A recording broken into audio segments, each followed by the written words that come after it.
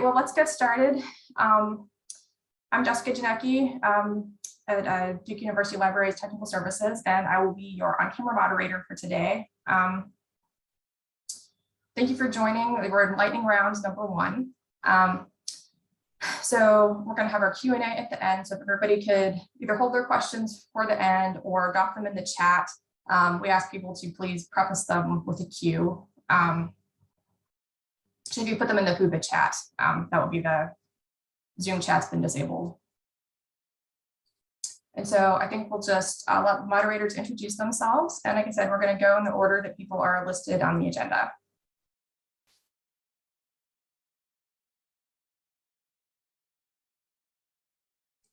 Hi, I'm Kathy Mason. I'm the collections librarian at Eastern Michigan University, and I'm going to talk to you for a few minutes about how we developed a process for managing streaming license renewals.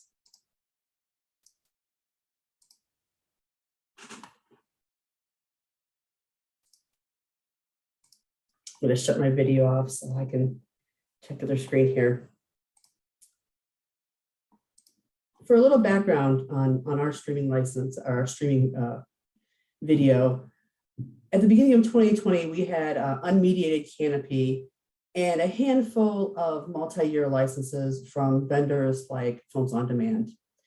We didn't really have a consistent process for dealing with these because they were very different, automatically coming in canopy invoices versus more predictable invoices from vendors, like I said, Films on Demand. We moved away from auto renewal of those invoice licenses and started gathering data about usage, who used the video. We reached out to the faculty to ask if they were still using the content or changed their curriculum up at all. And this was kind of the roots of the process that we ended up developing. In May 2020, we moved from unmediated to mediated canopy, as has happened in many other libraries. The cost of unmediated streaming video was just too much for us. And so we moved into a mediated model. And once that happened, we started having lapsed licenses without any mechanism for determining whether or not we should renew them. We could have opted for renewing the high use titles, but we opted instead to just allow all the videos in Canopy to be mediated with requests coming in through that system. This actually was a little bit of a silver lining because we now had information on who was requesting videos via Canopy, what classes they were using it was for. If it was not a faculty request, what's if it was a student request, were they using it for a specific assignment or to work on a research project, so on. And so we used some of that data to really fine tune a process. We took lists of expiring licenses and identified who requested those titles. We took usage data, we combined it together and did an internal library review to decide whether we should say we were not going to renew a video or whether we should ask the faculty for more information.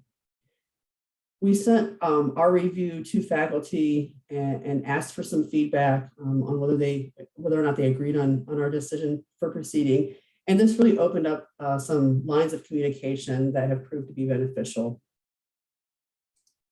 As for the criteria that we use to decide whether or not to renew or ask for more information, if we discover a Canopy video that was available elsewhere, and we do have some overlap with academic video online, and had found one license where it had fallen through the cracks. And in that case, we contacted the faculty member with the link to the video via academic video online and told them we weren't going to renew a Canopy license. This actually had marginal success because we continued to receive some requests for that Canopy instance for titles. So we did works behind the scenes to minimize its discovery in our systems. If there was a Canopy video that had no usage, we recommended we weren't going to renew it. We aren't in a position to license things just in case somebody might decide to use them. And so we communicated that when we sent information to faculty. If there were titles that had very low usage and only a small portion of the video viewed, we also recommended we weren't going to renew it. We wondered if perhaps that was an exploratory look at a video that the decision was then made not to use it. And so we recommended we were not going to pay for another license for that title. If a video was viewed mostly and had low usage, we didn't automatically assume it wasn't necessary. And so we reached out to faculty to ask them about their plans to continue using that title in the future. And even for high use titles, we reached out to faculty to determine that it was still going to be used. They weren't changing their curriculum up, that what they thought about the title, generally if we should continue to license it or perhaps license it for a longer term. We sent one of two emails to faculty based on where their titles fell in this list. If a video was highly used or had decent use, we gave the name of the video. We talked about how much we paid for it because we wanted to be transparent and explain that these weren't cheap, inexpensive resources. We shared the expiration date to give them a heads up of when access was going to end. And then we gave them information about how much the video was used. We asked how often or when they plan to use the videos again and for how long, because then we're also providing more information about alternatives to a single year license. We can acquire a multi-year license or even perhaps purchase the video perpetually. The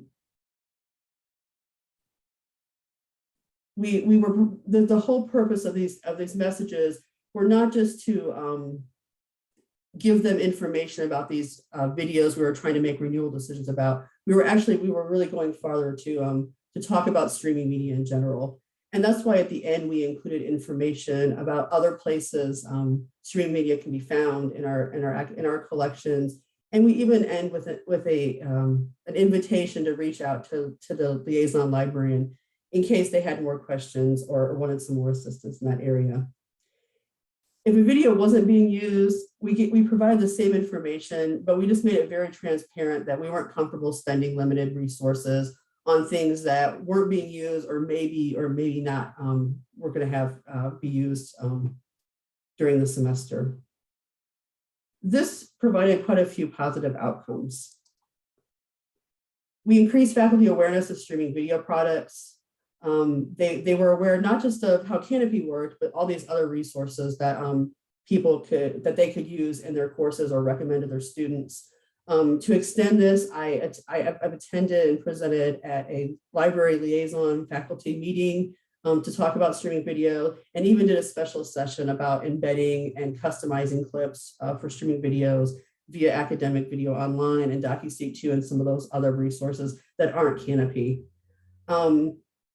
Faculty have mentioned that they now have a better understanding of how pricing works for streaming content. And they seem to think twice about licensing videos in Canopy when there are other alternatives available. And just generally, we've improved communication with faculty. We now have certain faculty who let us know before the semester begins about their plans for streaming video during the year. And then we can plan and proactively provide access at the time of their need.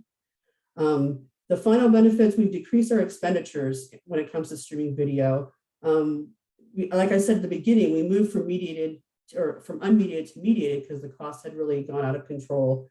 And we had a nice price point where we were comfortable, a spend where we were comfortable for streaming media via Canopy. And this year we're in good shape to come even a little bit below that. So we had a positive outcome there. And finally, when we moved to mediated, we had over a dozen videos that had not been used at all or had only been used for 7 seconds or 24 seconds. I mean, just very low usage. And we still have what I would say is probably too many unused videos, but we have more than decreased that by half. So we just now have a handful of videos that aren't being used. And we'll use the same process this year to further educate our faculty about the implications of purchasing videos just in case.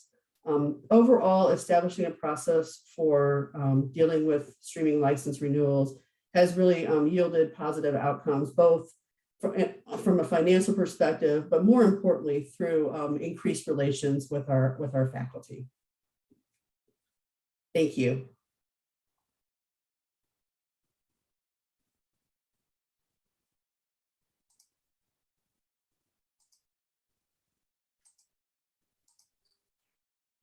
All right, thank you so much.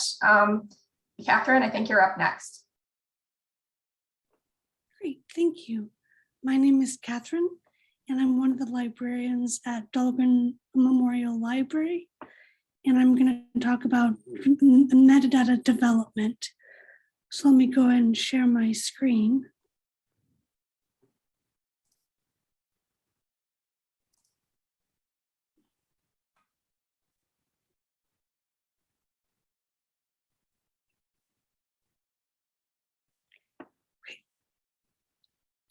So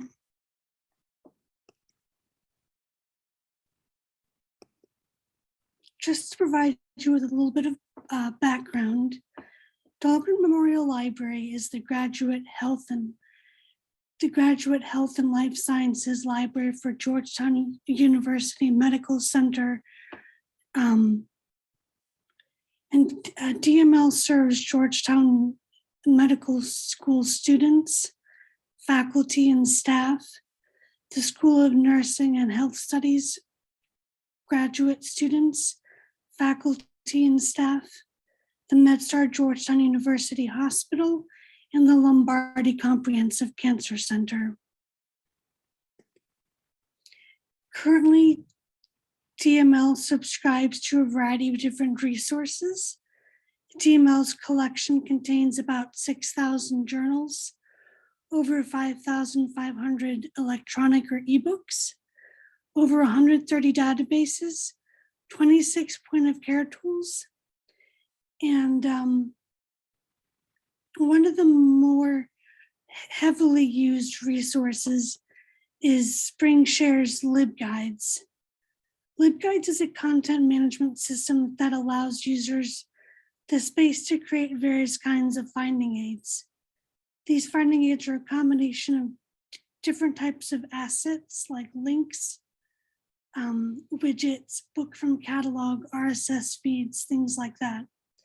And since DML has started to subscribe in 2009, it had accumulated around 8,000 assets. So that's just to provide you with a little bit of background. DML previously had an A to Z list that was comprised of link assets. It contained the entire listing of all of our eBooks, or about 4,000 assets. DML staff would add to it, but besides that, the list would remain pretty static.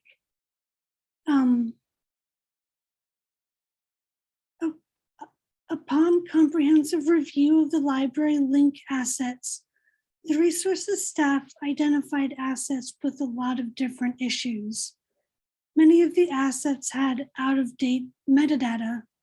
The URLs linked to platforms no longer being used, such as like Nursing Resource Center, and the proxy was out of date because we had moved away from Easy Proxy in 2016. For many guides, there would be ebook entries, both as links and book from catalog assets. With the library clocking in at about 70 guides, there was a lot of repetition. Not only was there a lot of old metadata and duplication, the staff had run statistics that showed that many of our assets had low use, which just meant that it was below 20 uses per title, meaning that most of the ebooks were being accessed from elsewhere. So the resources staff then decided to create an ebook collections highlights list as a way to set best practices for ebooks as book from catalog assets and to ultimately reduce the number of assets in the library. Instead of guide owners creating their own book from catalog or link asset, as had been the practice earlier, they now reuse an authoritative book from catalog asset already listed in the collection highlights. So the DML Resources team decided that the book from assets would probably be more aesthetically pleasing as well as easier to manage. Inclusion criteria for this list were that these titles were already used on other guides, and that after running statistics, they had more than 20 uses. So here we have the metadata for the ebook collection highlights partially shown. DML split the metadata spreadsheet into general information, the biographer tab, and the subjects tab. Most of the metadata focused on the general information tab, as it was decided not to add subjects. It was decided also that the ISBN would be required, as it would allow for auto-population of other fields like author and title fields. The team wanted to use the call number field in a different way than was standard for the record, so we went to the admin look and feel language settings to update the field from call number to access note. The access note will contain information about print equivalents or concurrent users.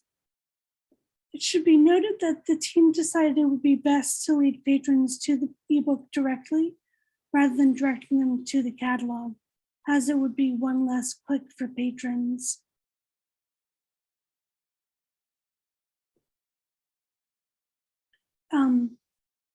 The description field was tricky, as the team did not want to include vendor descriptions. It was decided that addition and creation date of the record would be beneficial to the admins, so the field itself is hidden from the public. The cover art and favicons were also tricky. It was decided to use cover art provided by the Springshare company, as DML had a license agreement with them. Favicons were not used due to permission requirements and restrictions.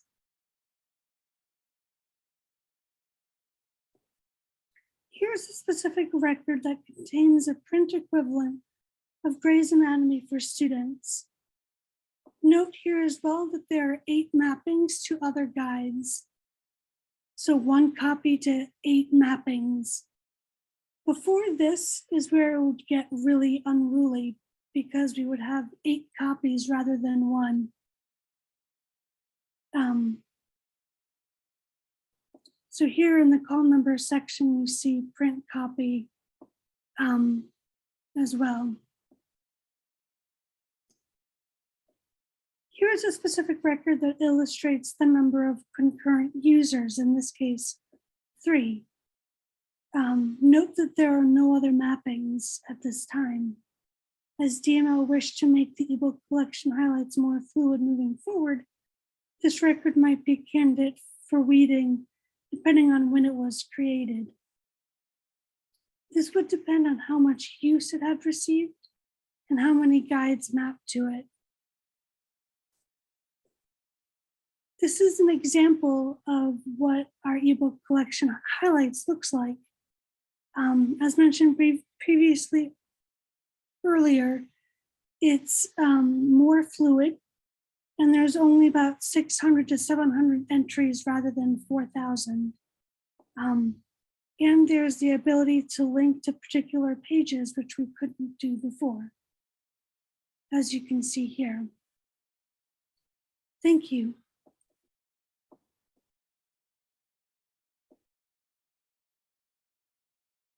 All right, thank you. Thank you so much, Katherine. I think Anna, you're up next. And if people could just, put their questions in the Whova chat and preface them with a Q so that we can find them later and have our Q&A at the end. All right, thank you. I'm just bringing up my slides.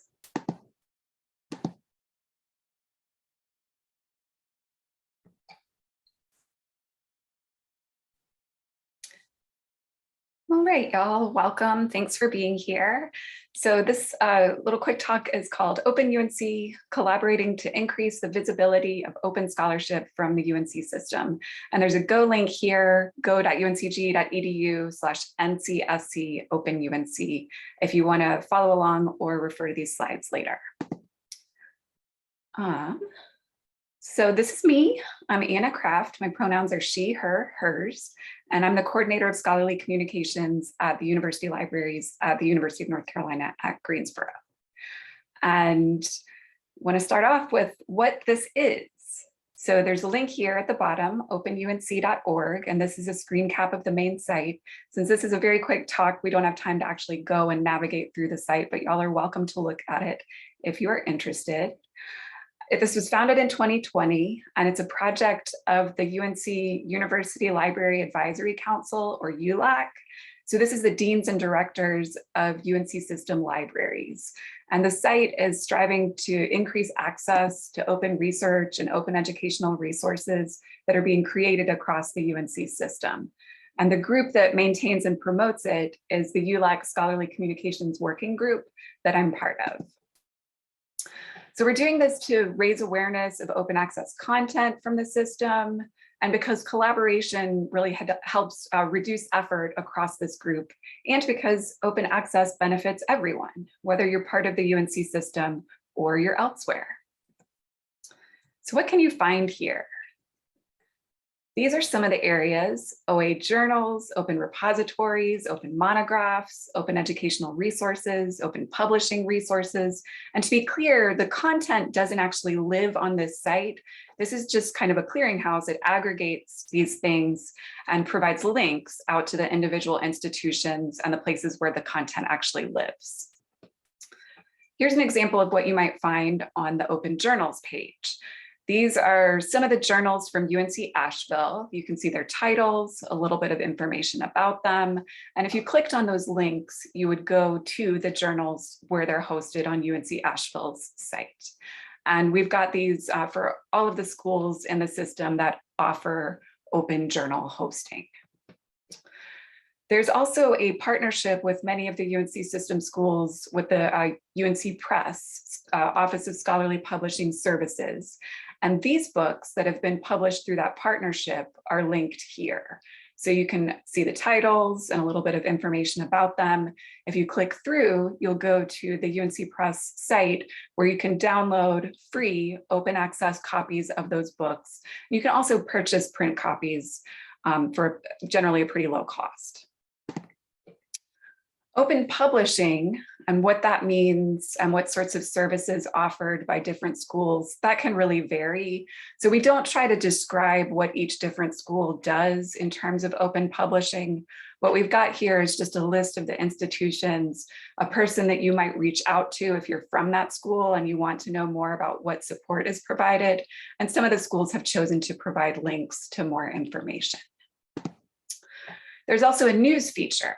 And I'll say more about this in a moment, but we would love to be able to share more OA news from the system. So you can see some examples of recent news posted here relating to things like the Carolina Consortium and individual institutions' open access projects. Who can use this site? Library personnel at the individual institutions, faculty, students, staff, researchers, and other personnel from the UNC system institutions, and members of the public as well. How can I get involved? So if you're in the UNC system, we would love to help you publicize open access news. There's a link here that'll take you to a form where you can share a potential news story. And there's an example of a recent news story there on the left with some new OA books that UNC Charlotte published through that UNC Press partnership. So if you've got new journals, repositories, open educational resources, or other things that you'd like to highlight that are open and available to everyone, then we would love to help you highlight that content. You can also check for the information that's listed about your school. Are your open journals represented? Are any of your UNC Press partnership monographs missing from that list? Have we got the correct information about your open publishing contacts and your institutional repository? And if you've got ideas for the site or for spreading awareness of OA content from the UNC system, we'd be open to hearing about that. There's also a very low traffic email list. If you'd like to be part of that, please get in touch. And there is also a potential professional service opportunity right now in working with the OpenUNC site. So if you're part of the system and you're interested in learning more about that, get in touch with me. If you're not in the UNC system, then this content that's shared here is still free and available for you to use. These open journals, monographs, and other content on the site may be beneficial for researchers at your institution. And that's all I've got for y'all today. So I think we're saving questions to the very end, and there are a few links here to the site and to the slides. But I want to thank y'all and all the NC Serials colleagues who have made this, this conference happen. All right, thanks, Anna. I think Lee, you're up next. Okay, let me share my screen.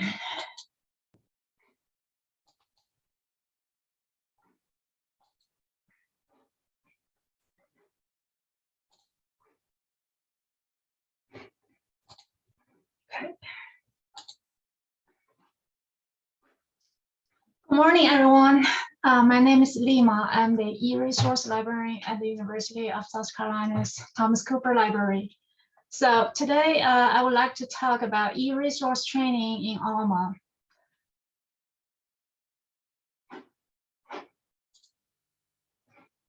This is some background information about our library. So our library went live with Alma about 2 years ago. We are a part of a Pascal consortium, which has 56 libraries. So in Alma, we have a network zone for all these libraries. We are a large research library with about 200,000 e-journals, over 1 million eBooks, and more than 500 databases. Okay, here are some challenges that we have faced related to e-resource staff training in Alma. So the first one, during the Alma implementation, our staff received Ex Libris provided training and some consortium provided training. However, when Alma went live, our e-resource staff still felt very much overwhelmed. And there was a clear need for more staff training.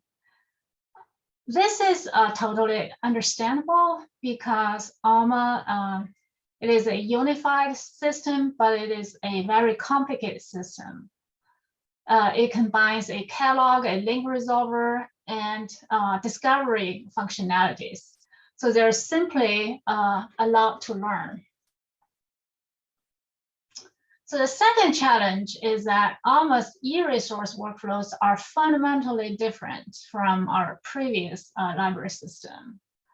So the staff had to learn new concepts, new terminologies, and new workflows and processes. And the third challenge is that Alma has constant new releases and content updates in a community zone. So staff have to get ongoing trainings, and there's a lot to keep up with.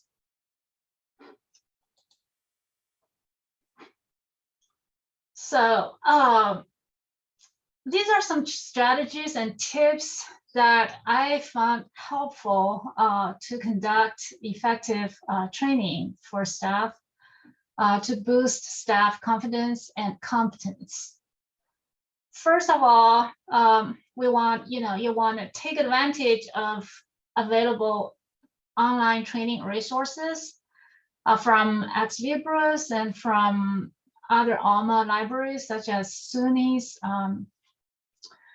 And staff, they may want to watch those training videos and reading the training documents multiple times to really grasp certain concepts. And second, it is helpful to actually step back and review basic e-resource lifecycle management. It is easy to get lost in the technical terms and the specific workflows in Alma. If you pause a second and ask, what is this workflow about? And think a minute, things may start to connect and start to make sense.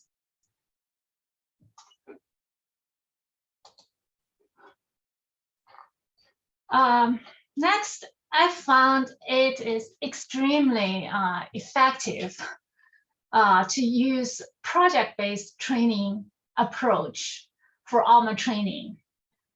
Like I mentioned before, so there is a lot to learn in Alma. You want to break down all those e-resource related tasks into small pieces and learn it one by one. Consciously design projects in a way that staff can get plenty of practice on specific tasks and workflows. I found this approach brings out very good outcomes. Live and real-time workflow training via Zoom or Teams is very well received by staff. They may rewatch the training as needed. And next, regular follow-up and check-ins are invaluable. Staff get to ask questions, get clarifications, and exchange with each other, which leads to a better understanding and reinforcement of their knowledge and skills. Last, as Alma constantly pushes out new releases and as community zone content gets updated regularly, workflows may need to be adjusted and revised. Ongoing staff training is needed to keep them informed about the changes and updates. Finally, I would like to share a couple of ideas that I think would be helpful for future staff training in Alma in general. First, I want to see more guided workflow training within Alma, in addition to the existing ones. And second, I hope someday in the future, Alma can provide personalized role-based training within Alma, so staff can get,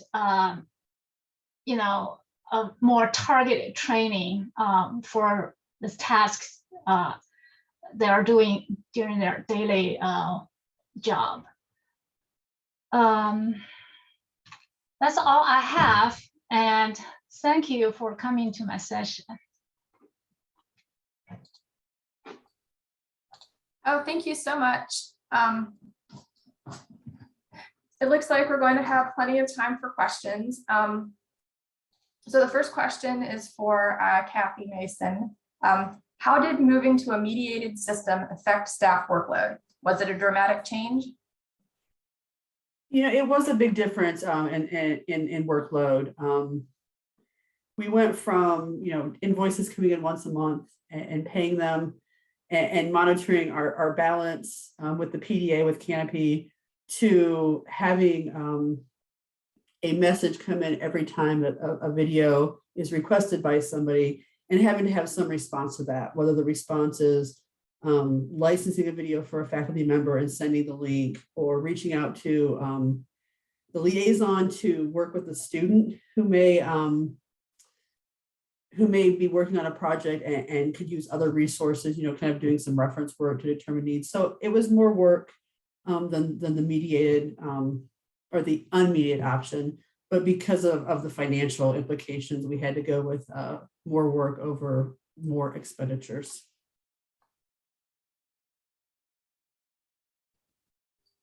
Okay, the next question is for Anna. How was the group organized to create the website? Where did the idea originate? Thanks, yeah.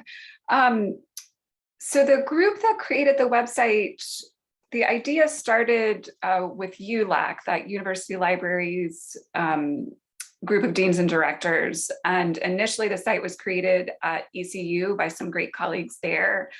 And then a couple of us on the Scholarly Communications Working Group took over working on populating the site and thinking about what needs to go there and working on updates. So that group has been in charge of moving things forward with the site since then.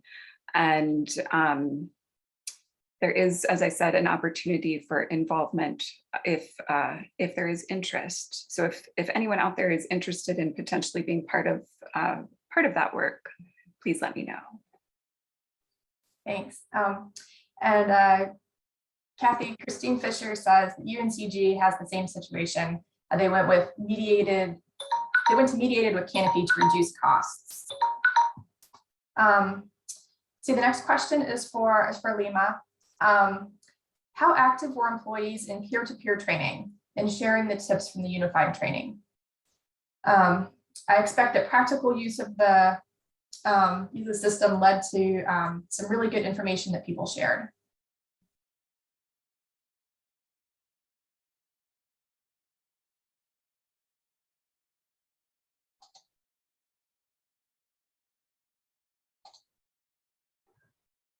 For peer-to-peer training, I feel like it's very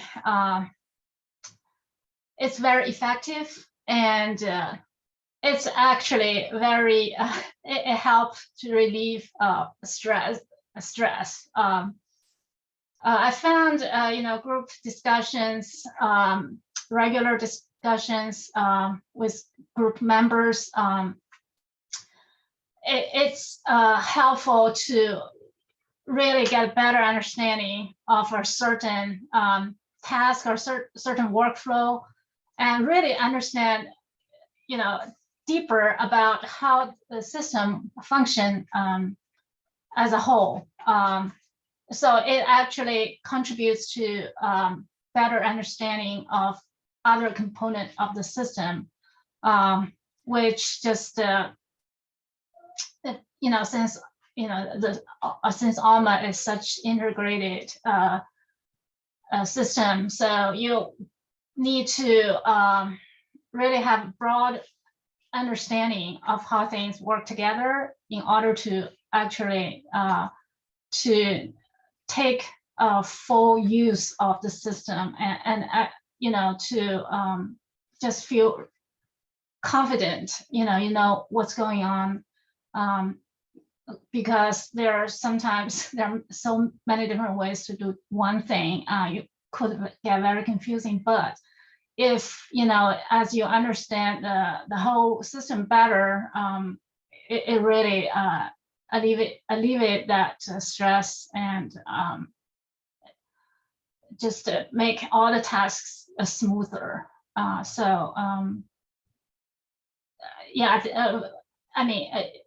learn a lot from just by training staff, because it pushes you to think more.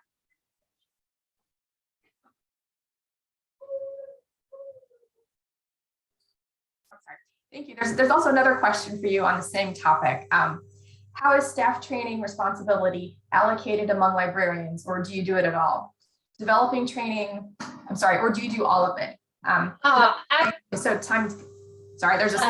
sort of more of the comment. Developing training is so time intensive. It's a big challenge to fit it in. Thanks for some great ideas. Yeah. Thanks for understanding. Yes, I spent a lot of time in the past 2 years just to develop, just to train staff, basically. For my unit, for the continuing resources, I pretty much trained staff on my own. Again, I really use all the good resources of existing good training resources. But I sort of have to organize them and depend on staff expertise and staff experience. You may want to have targeted training for different staff members. So it is a lot of work. I know our also have the monograph unit. Also, the staff there, they organize their training. I was mainly for the continuing resources, which it's a lot because our majority of money is spent on continuing resources. Okay, thank you. Are there any more questions for our wonderful panelists? Just type your questions in the Whova chat and I'll keep an eye out for them.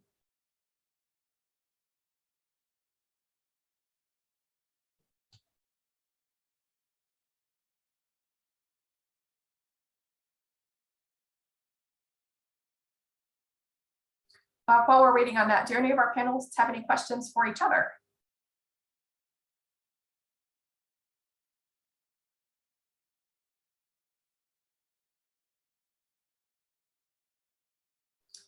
Okay, well, I think we can, I don't see any more questions in the chat, so we can wrap this up a little bit early. Thanks for everybody for participating. And I'm sorry about some of the technical difficulties we had. We got started a little bit late, but hopefully I will see you in the next session. Yes, thanks so much, everybody.